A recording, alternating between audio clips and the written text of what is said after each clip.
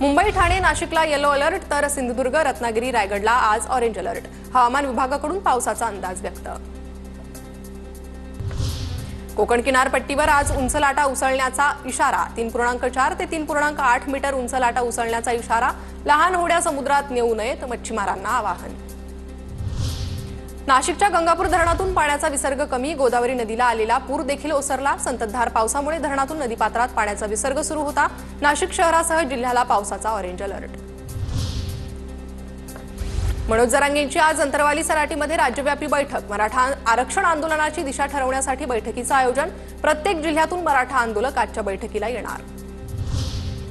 छत्रपती संभाजीनगरात सलग दुसऱ्या दिवशी अतिक्रमण हटाव मोहीम राबवण्यात येणार। 600 कर्मचारी आणि 350 पोलिसांच्या बंदोबस्तात कारवाई। Jalna road, Jalgaon road, Beed bypass, Paithan road, पडेगावात कारवाई।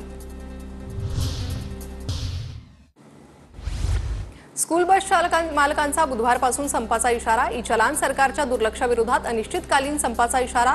वाहतूक पोलीस लावत असलेला दंड अन्यायकारक असल्याची माहिती। मुंबईत धावणाऱ्या बेकायदेशीर व्हॅनवरही नाराजी व्यक्त। बीडमधील अल्पवयीन मुलीच्या लैंगिक छळा प्रकरणातील आरोपी शिक्षकांना बेड्या ठोकल्या। विजय पवार आणि प्रशांत खाटोकर असं अटक करण्यात आलेल्या शिक्षकांचं नाव। ठाणे महापालिकेच्या अनेक शाळेत मुख्याध्यापक नाहीत। मराठी, हिंदी, उर्दू शाळेत मुख्याध्यापकांची पदं रिक्त असल्याची बाब समोर। शिक्षकांच्या जागांची भरती मात्र, मुख्याध्यापकांची पदं रिक्त। नवी दुचाकी खरेदी करताना यापुढे ग्राहकांना 2 हेल्मेटही खरेदी करावे लागणार। केंद्र सरकारनं या संदर्भात नवीन नियम आणलाय। हेल्मेट पुरवण्याची जबाबदारी दुचाकी उत्पादकांवर राहणार आहे।